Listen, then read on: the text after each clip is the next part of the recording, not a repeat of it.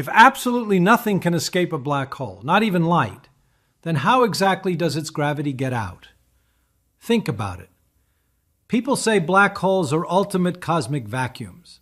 They tell you once you cross the event horizon, everything is trapped forever. Mass, light, radio waves, quantum information, nothing gets out. Wrong. That is not just a little wrong. That is fundamentally, structurally, embarrassingly wrong. Here is an absolute fact that will shatter your mental model of the universe. The gravity you feel from a black hole is not coming from inside the black hole. It can't. Instead, the gravity pulling you in is actually a ghost. It is a frozen gravitational fossil of a dead star, permanently trapped in time on the very edge of the abyss. You have felt a version of this phantom force every single time you've dragged a paperclip through a piece of paper using a magnet hidden underneath. You feel the pull, but you don't see the source. Today, we are going to break the rules. We are going to zoom past the event horizon, track the leaking quantum information, and solve the paradox that kept Stephen Hawking awake at night. Let me show you. Try this right now. Interlock your fingers. Squeeze them together. Tight.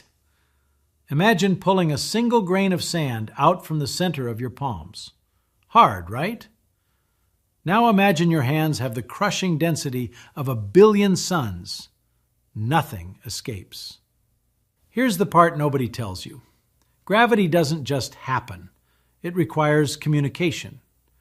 For you to fall toward a black hole, the black hole must somehow tell your body, "Hey, I am over here. Fall this way." Wait, how does it send that message? If the signal travels outward, it must cross the event horizon, the boundary of no return, the cosmic prison wall. People say a black hole is a giant vacuum cleaner. That is just a label, and a terrible one. Vacuums suck air using pressure. Gravity isn't suction. It is a fundamental warping of reality. If a black hole traps everything, the gravitational signal shouldn't be able to escape either. You should be completely oblivious to its existence. You could float right past it. But you don't. You get shredded into cosmic spaghetti, plunging into the dark. Why? Because the gravity got out. This is where your intuition fails. The universe is playing a massive trick on you. And to understand the trick, we have to hit the absolute speed limit of reality. Let me ask you a question. If the sun vanished right now, just popped out of existence, when would Earth fly out of its orbit? Instantly? Wrong. Earth would keep orbiting empty space for exactly 8 minutes and 20 seconds. Why? Because gravity is not instant. It takes time for the universe to update its geometry. Think of space-time like a massive, invisible spider web. If a heavy fly lands on the very edge, the spider doesn't know immediately. The vibration has to travel down the long strands of silk. Pluck it. Watch the wave ripple. Gravity travels along the silk of the universe at the exact speed of light. Now watch what this implies. If you take a star 10 times the mass of our sun and crush it down to the size of a city, it becomes a black hole. The gravity is so intense, the event horizon forms, a one-way ticket. Inside this boundary, space itself is flowing inward faster than light. Stop. Think about this. If gravity travels at the absolute speed limit of light, and nothing inside a black hole can move outward at the speed of light, how does the mass trapped inside the core tell the rest of the universe outside that it exists? It shouldn't be able to. If the core sends a gravitational message saying pull, that message gets dragged backward into the singularity. That sounds impossible until you see the trick. People say black holes are heavy because of the mass hidden inside them. But that's just a label, and it's blinding you to the truth. The outside universe has zero physical connection to the inside of the black hole. None. The event horizon severs reality cleanly in half. So how are you still feeling the pull? To answer that, we have to destroy a lie you were taught in middle school physics. You've seen the pictures.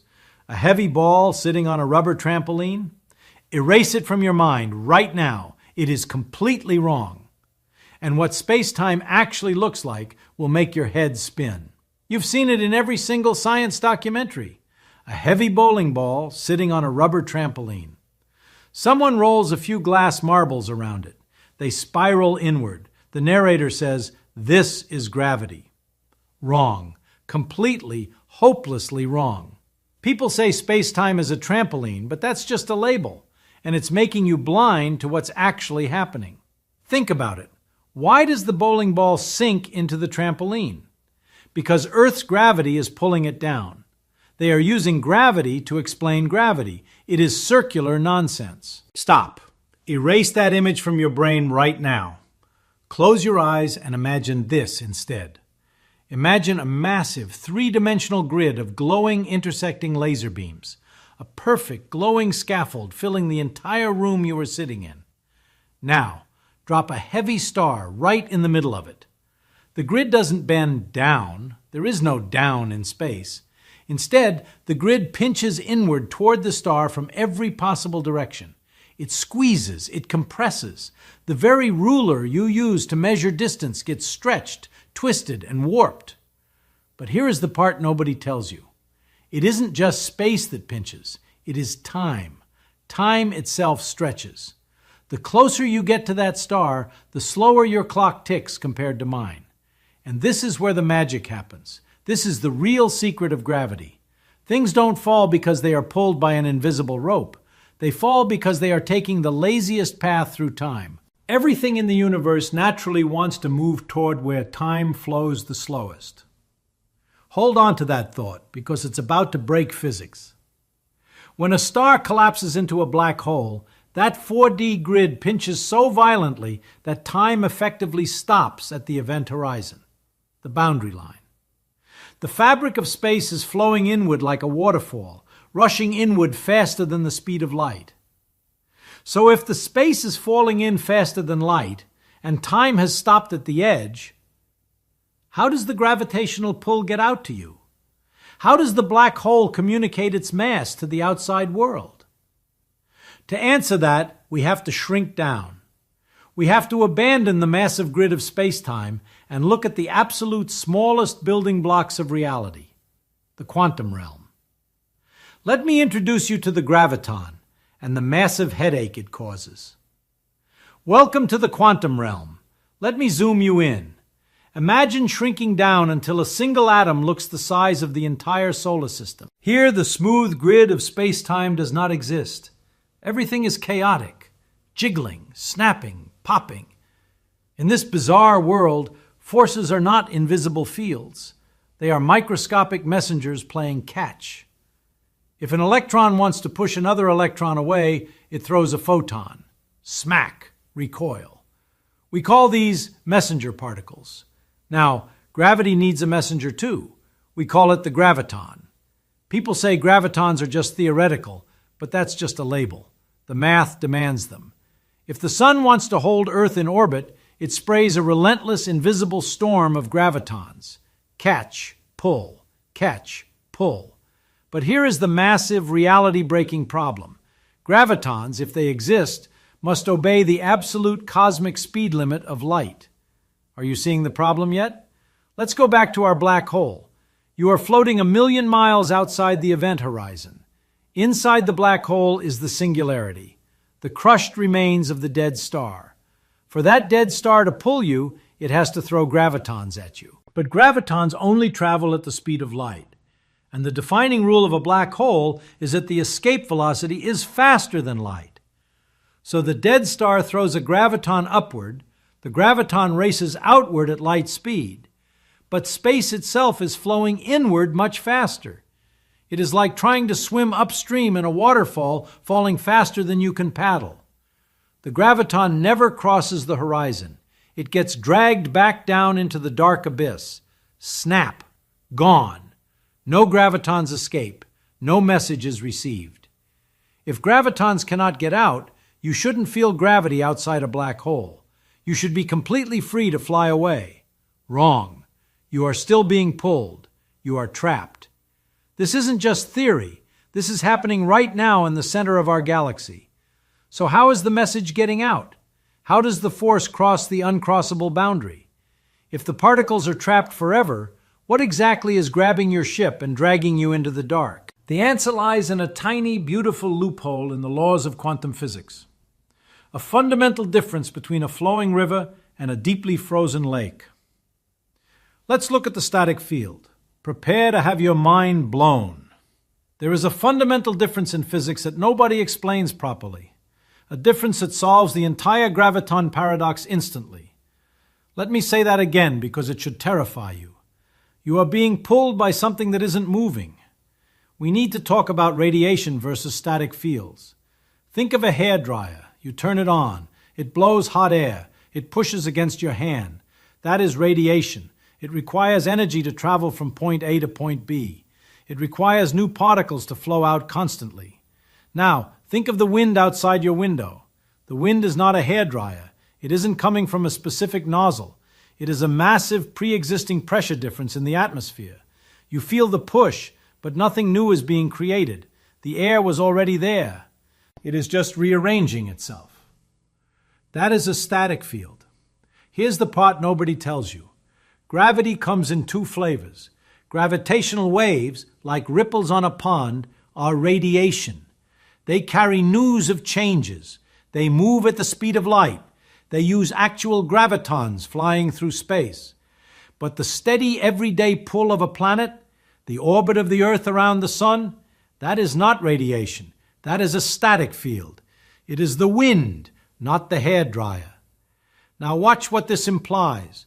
When a star collapses into a black hole, it does not need to send out new gravitons to tell you it has mass. The mass was already there before it collapsed. The gravitational field was already established across millions of miles of space. The spider web was already spun. But wait, it gets weirder. If the star shrinks past its event horizon, you'd think the field would change. You'd think the new black hole would need to send an update. Hey, I'm smaller now. I'm a black hole. But it can't send that update. The update is radiation. The update requires gravitons. And gravitons are trapped inside the horizon. So what happens? The outside universe never gets the message. The gravitational field outside the black hole is permanently frozen. It is locked in place, exactly as it was the moment before the star crossed the point of no return. You aren't feeling the gravity of a black hole at all. You are feeling the phantom gravity of a star that technically no longer exists in your reality. If your brain hurts a little, good. That means you're getting it. We have to look at time itself to understand this cosmic fossil. This is the exact moment Einstein's math falls apart. Time dilation taken to the absolute extreme limit of the universe.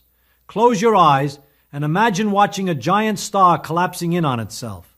The core is crushing inward. The outer layers are falling fast. The gravity is getting stronger by the second.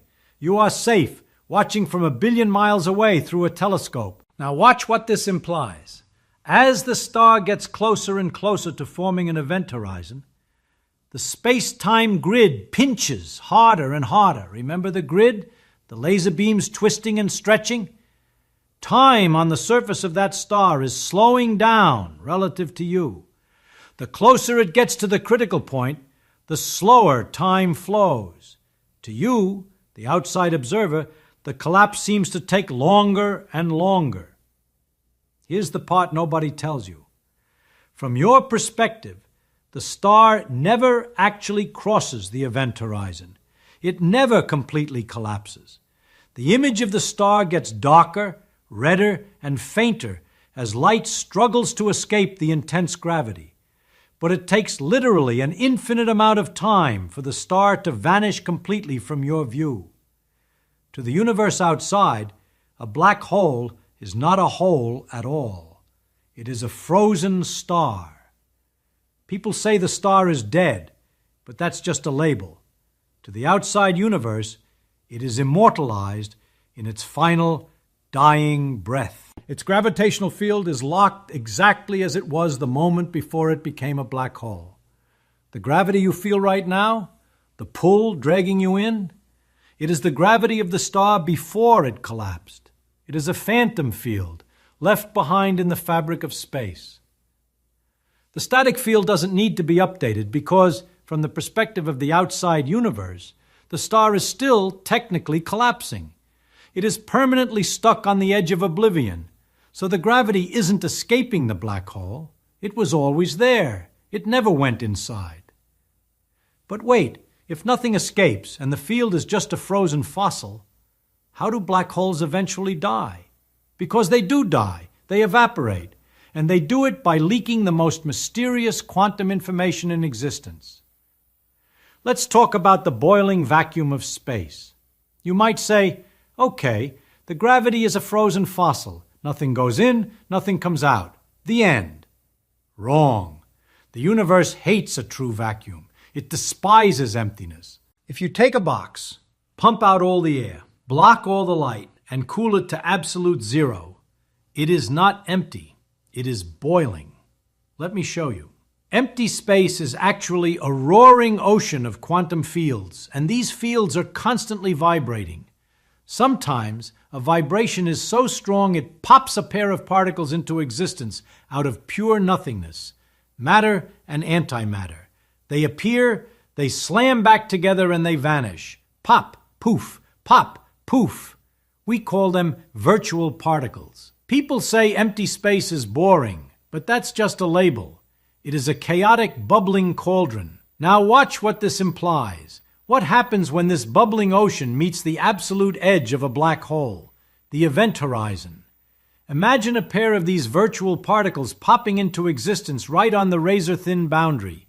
One particle is just barely outside the horizon. The other is just barely inside. Pop! Before they can slam back together and vanish, the immense gravity of the black hole grabs the inner particle. It is ripped away, sucked into the dark. The outer particle is suddenly alone. It has no partner to annihilate with. It becomes real. It escapes into the universe as radiation. This is the exact moment Stephen Hawking changed physics forever. We call this Hawking radiation. The cosmic prison is leaking. But wait, where did the energy for this new real particle come from? The universe has strict accounting rules. You can't create energy from nothing. The energy had to come from the black hole itself. By ripping that virtual pair apart, the black hole spent a tiny microscopic fraction of its own mass. It paid a toll to the universe. Over trillions and trillions of years, this process happens countless times. The black hole slowly, agonizingly bleeds its mass away into space. It evaporates, it shrinks, and eventually it will explode in a final flash of radiation. Here's the part nobody tells you. If a black hole evaporates completely, what happens to everything that fell inside? All the stars, the planets, the books, the people. If the mass leaves as random Hawking radiation, where does the information go? This is the crisis in modern physics, the information paradox. Imagine you have a book, an encyclopedia.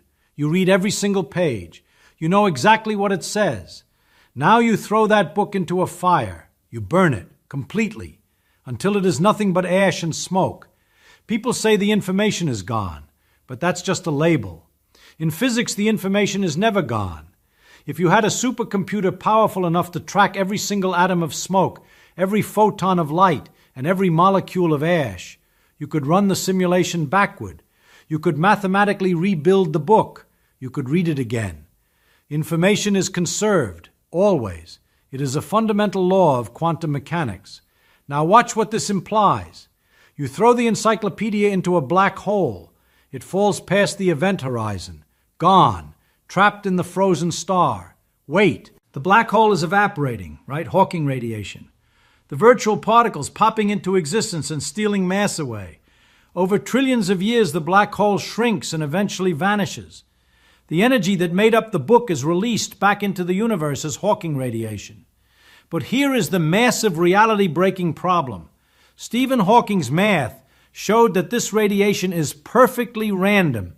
It is pure thermal noise. It carries zero information about what fell into the black hole. None. It is completely blank.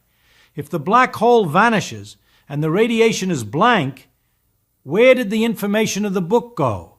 It can't be inside the black hole. The black hole is gone. It can't be in the radiation. The radiation is random. The information has simply been deleted from the universe. This is the information paradox. If true, it means the fundamental laws of quantum physics are wrong. Reality is broken. Physicists lost their minds over this. Wars were fought in university lecture halls. For decades, we had no answer. The cosmic prison was an absolute shredder of reality. But nature always finds a loophole. And the solution to the paradox is the most mind-bending concept you will ever hear. A solution that suggests the entire universe might not be what it seems. A solution that requires a reality-shattering twist. The answer to the paradox is so bizarre, it took decades for physicists to accept it. You throw the encyclopedia into the black hole. It falls. It vanishes. But wait, what if it never really goes inside? Let me explain the holographic universe connection. Imagine you're in a room with a window looking outside. You see the trees, the sky, a bird flying past. Now imagine the window is not a window at all. It is a perfectly flat, two-dimensional screen playing a high-resolution video of the outside world. Every single detail of the 3D world is perfectly encoded on that 2D surface. You can't tell the difference. Now watch what this implies for our black hole. When the encyclopedia falls toward the event horizon, we know from the outside perspective that time slows down infinitely. It gets frozen on the boundary. Here's the part nobody tells you. The information of the book doesn't just get stuck there. It gets smeared across the horizon itself. It gets encoded, like a 2D barcode painted on the surface of the black hole. The inside of the black hole is painted on the outside. People say the black hole is a 3D object, but that's just a label. The math says all the information of everything that ever fell in is perfectly stored on the 2D surface of the event horizon. It is a hologram, a 3D projection from a 2D surface. So when the black hole slowly evaporates through Hawking radiation, the radiation isn't blank. It is passing through the barcode. As the virtual particles escape, they interact with the frozen, smeared information of the encyclopedia. The radiation is subtly, microscopically encoded with the data of the book. It carries the information back out into the universe. Slowly, agonizingly slowly, over trillions of years. The information is never lost. The paradox is solved. The entire universe is a giant accounting system, and the books are perfectly balanced. But this solution leaves us with a terrifying, beautiful truth about the nature of reality itself. A deep truth that changes how you see the world. If you made it this far, your intuition about reality is probably broken. Good. That was the point. We started with a simple question. How does gravity escape a black hole if nothing can travel faster than light? And the answer was that it doesn't. It never escapes. Because gravity isn't a message sent from the darkness. It is a frozen memory of a dead star, permanently etched into the fabric of space. It is the geometry of the stage itself. It is not a tether pulling you in. It is the shape of the universe. And even when the cosmic prison slowly bleeds away through Hawking radiation, leaking its secrets over trillions of years, the information of everything that ever fell in is perfectly preserved on a two-dimensional hologram. Think about that tonight when you look up at the stars. The universe is not a collection of objects floating in an empty void. It is a deeply interconnected web of information, geometry, and time. It's not just a collection of forces pushing and pulling. It's an intricate dance of frozen fields and quantum whispers. And the most terrifying, beautiful objects in existence, black holes, are just nature's way of showing us the absolute limits of that dance. They are the ultimate paradox, forcing us to realize that the rules we thought we understood are just a thin layer over a much deeper, weirder reality. If this shattered your reality even a little bit, hit the like button. Subscribe for more deep dives into the weirdness of the universe, and I'll leave you with something to imagine. If the entire surface of a black hole is a two-dimensional hologram containing all the information of its three-dimensional inside, what if the rest of the universe works exactly the same way? What if we are all just a projection playing out on the edge of reality? I'll see you in the next one.